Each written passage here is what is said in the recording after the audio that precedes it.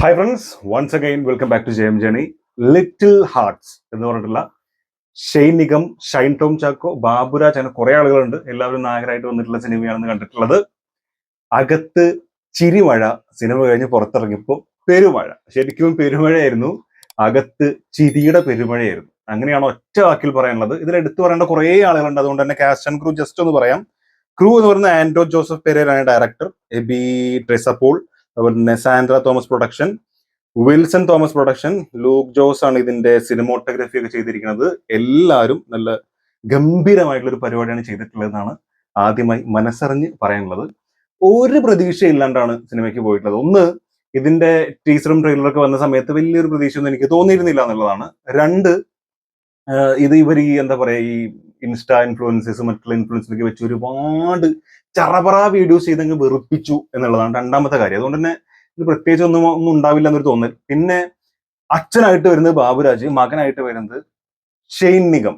ഇത് രണ്ടും എങ്ങനെ കണക്ഷൻ വരും, ഇവർ തമ്മിൽ എങ്ങനെ കണക്ട് ആവും, അച്ഛൻ മകനൊക്കെ നമുക്ക് ശരിയാവും എന്നുള്ളൊക്കെ ഒരു തോന്നൽ. പക്ഷെ ആ തോന്നൽ തുടക്കത്തിൽ തന്നെ മാറി കിട്ടി. കാരണം പക്ക കെമിസ്ട്രിയാണ്, ഭയങ്കര കണക്ഷനാണ് വന്നിട്ടുള്ളത്.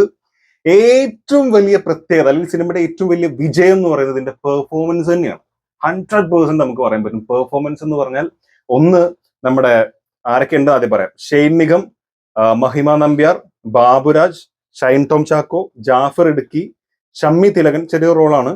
പിന്നെ രഞ്ജി പണിക്കർ, എയ്മ സെബാസ്റ്റ്യൻ ചെറിയ റോളാണ്. മാല പാർവതി, ജോൺ കൈപ്പള്ളിൽ ചെറിയ റോളാണ്. തോമസ് ജോസഫ് ഇതിലൊരു അച്ഛന്റെ റോളാണ് ചെയ്തിട്ടുള്ളത്. ഇതിൽ ഏറ്റവും മികച്ച പ്രകടനം ആരായിരുന്നു എന്ന് ചോദിച്ചാൽ ഒന്നാമത്തെ പേരാണ് ഷെയ്ൻ നിഗം.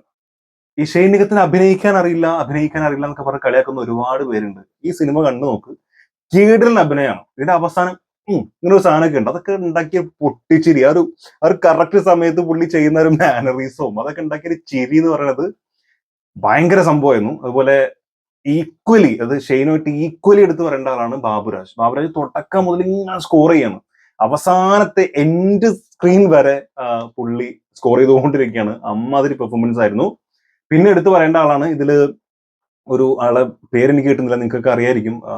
ഇതിലൊരു ബംഗാളിയായിട്ട് ഹിന്ദിക്കാരനായിട്ടൊരു ക്യാരക്ടർ ചെയ്തിട്ടുണ്ട്. അതായത് ഈ എല്ലാ പ്രശ്നങ്ങളുടെ ഇടയിലും ഈ തിരി കത്തിച്ചു വിടുന്ന ഒരാളുണ്ടാവുമല്ലോ, ഇങ്ങനെ വരച്ചുകൊണ്ട്, അങ്ങനത്തെ ടൈപ്പ് ഒരു സംഭവം. അറിഞ്ഞുകൊണ്ട് ചെയ്യുന്നതല്ല, പക്ഷെ അങ്ങനത്തെ കുറച്ച് ഒരു സാധനമാണ്. അത് ഭയങ്കര രസമായിട്ടുണ്ട്. ഡയലോഗ് ഡെലിവറി ഒക്കെ ഭയങ്കര രസമുണ്ട്. മലയാളം കറക്റ്റ് അറിയാത്ത ഹിന്ദിക്കാർ പറയുന്ന രീതിയിൽ പറയുന്നത് ചില ഒന്ന് രണ്ട് സ്ഥലങ്ങളിൽ നമ്മുടെ ചട്ടമ്പിനാറിലെ മമ്മൂക്കട്ടിന്റെ ഒരു സ്ലാങ് പിടിച്ച പോലെ തോന്നി. ചിലപ്പോൾ രണ്ട് വന്നായിരിക്കും, പക്ഷെ അത് മോശം എന്നല്ല, നല്ല രസം ഉണ്ടായിരുന്നു കേട്ടോണ്ടിരിക്കാൻ. അതുപോലെ രഞ്ജി പണിക്കർ നന്നായിട്ട് ചെയ്തിട്ടുണ്ട്. മാല പാർവതി കിടിലനായിട്ട് ചെയ്തിട്ടുണ്ട്. ഇമോഷണലി ഉള്ള കുറെ സാധനങ്ങളൊക്കെ ഉണ്ട്, നന്നായിട്ട് ചെയ്തിട്ടുണ്ട്. പിന്നെ തീർച്ചയായിട്ടും എടുത്തു പറയേണ്ട, മറക്കാതിരിക്കേണ്ട ഒരു പേരാണ് ഷെയ്ൻ ടോം ചാക്കോ. ഈ ഷൈൻ ടോം ചാക്കോന്റെ കുറേ കാലങ്ങൾക്ക് ശേഷമാണ് ഭയങ്കര സിമ്പിൾ ആൻഡ് പവർഫുൾ എന്നൊക്കെ പറയുന്ന രീതിയിൽ നല്ല വൃത്തിക്കൊരു ഒരു ക്യാരക്ടർ കാണാൻ പറ്റുന്നത്. കാരണം ബാക്കിയുള്ള സംഭവങ്ങളൊക്കെ എനർജി ലെവൽ ഭയങ്കര ആണെങ്കിൽ പോലും ചിലപ്പോ ഡയലോഗ് ഡെലിവറി എന്താണ് എന്നൊന്നും മനസ്സിലാവില്ല, ശരിക്കും വായും തിരിയാത്ത പോലെ.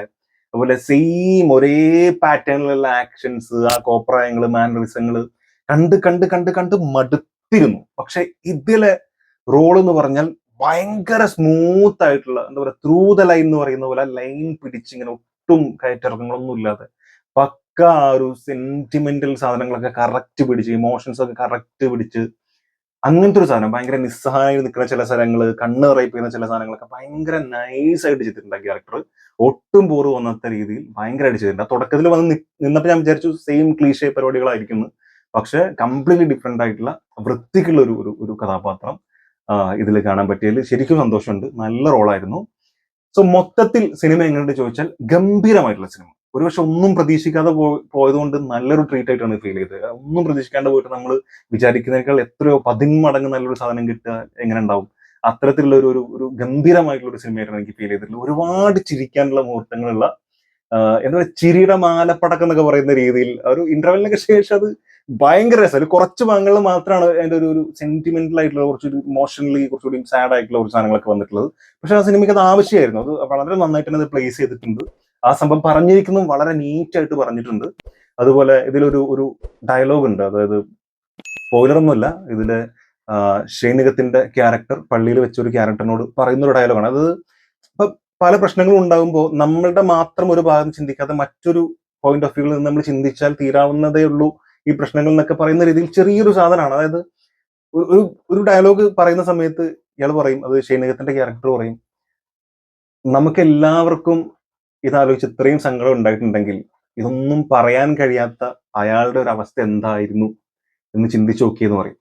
അവിടെ തീരും ആ ക്യാരക്ടറിന്റെ പ്രശ്നം അവിടെ തീരും. അത് തീരണം, കാരണം അത്ര നല്ലൊരു സ്ഥലത്താണ് അത് പ്ലേസ് ചെയ്തിരിക്കുന്നത്. അതുപോലെ ഇതില് ഈ മാലാപർവ്വതയുടെ ക്യാരക്ടർ നമ്മുടെ ഷെയ്ൻ ടോം ചാക്കോനെ കെട്ടിപ്പിടിച്ച് കരയുന്ന ഒരു സീനുണ്ട്. ആ ക്യാരക്ടർ കരയുമ്പോൾ അവരുടെ കണ്ണ് നിറയുമ്പോൾ കൂടെ പ്രേക്ഷകന്റെയും കണ്ണ് നിറയും. അതും ഇത്രയും ചിരിപ്പിച്ചിട്ടുള്ള പൊട്ടിച്ചിരിപ്പിച്ചിട്ടുള്ള ഒരു പക്ക കോമഡി എന്റർടൈനറിൽ ഇങ്ങനെ ഒരു സാധനം പ്ലേസ് ചെയ്ത് കരയിപ്പിക്കുക എന്ന് പറഞ്ഞാൽ അത് അവരുടെ പെർഫോമൻസിന്റെ കൂടെ കഴിവാണ്. അത് നമ്മൾ അംഗീകരിക്കാണ്ടിരിക്കാൻ കഴിയില്ല. അത്ര നന്നായിട്ടാണ് ഓരോ ക്യാരക്ടറും നമ്മളിലേക്ക് ഇറങ്ങി വരുന്നത്. അതില് വീണ്ടും എടുത്തു പറയാൻ ആഗ്രഹിക്കുന്നത് ബാബുരാജിന്റെയും ഷെയ്ൻ നിഗത്തിന്റെയും ആ ഒരു കോംബോ, അവരുടെ കണക്ഷൻ വളരെ നന്നായിട്ട് വന്നിട്ടുണ്ട്. പിന്നെ മഹിമ നമ്പ്യാർ, മഹിമ നന്നായിട്ട് ചെയ്തിട്ടുണ്ട്. മഹിമയുടെ വളരെ സിമ്പിൾ ആയിട്ടുള്ള, അല്ലെങ്കിൽ ഇതിനു മുമ്പ് ചെയ്ത് കണ്ടിട്ടില്ലാത്ത രീതിയിൽ ഉള്ള ഒരു സാധനമായിരുന്നു. നന്നായിട്ട് വന്നിട്ടുണ്ട്. ഒരു ഭയങ്കര പെർഫോം ചെയ്യാനുള്ളതൊന്നുമല്ല, ആരും അങ്ങനെയുള്ള സാധനങ്ങളല്ല ഇത് മൊത്തത്തിൽ വരുമ്പോൾ നമുക്കൊരു എന്താ പറയാ, ഇത് ഭയങ്കരമായിട്ടുള്ള ഒരു സിനിമയായിട്ട് ഫീൽ ചെയ്യുന്നു എന്നുള്ളതാണ്. അപ്പോൾ എന്റെ അഭിപ്രായത്തിൽ തീർച്ചയായിട്ടും നിങ്ങൾക്ക് കാണാൻ പറ്റുന്ന, അതായത് വളരെ സിമ്പിൾ ആയിട്ടുള്ള, വളരെ ലൈറ്റ് ഹാർട്ടഡ് ആയിട്ടുള്ള, എന്നാൽ പൊട്ടിച്ചിരിച്ച് കാണാൻ പറ്റുന്ന ഒരു ഗംഭീര സിനിമയാണ് നിങ്ങൾ നോക്കുന്നുണ്ടെങ്കിൽ ഒരു പക്ക കോമഡി എന്റർടൈനർ ആണ് ലിറ്റിൽ ഹാർട്ട്സ്. സോ ധൈര്യമായിട്ട് ടിക്കറ്റ് എടുക്കാം. ഞാൻ എന്തായാലും റെക്കമെൻഡ് ചെയ്യും. ബാക്കി കണ്ടിട്ടുള്ള ആളുകളുടെ അഭിപ്രായം എന്താണെന്നുള്ളത് തീർച്ചയായിട്ടും മറക്കാതെ കമന്റിൽ രേഖപ്പെടുത്തുക. So thank you.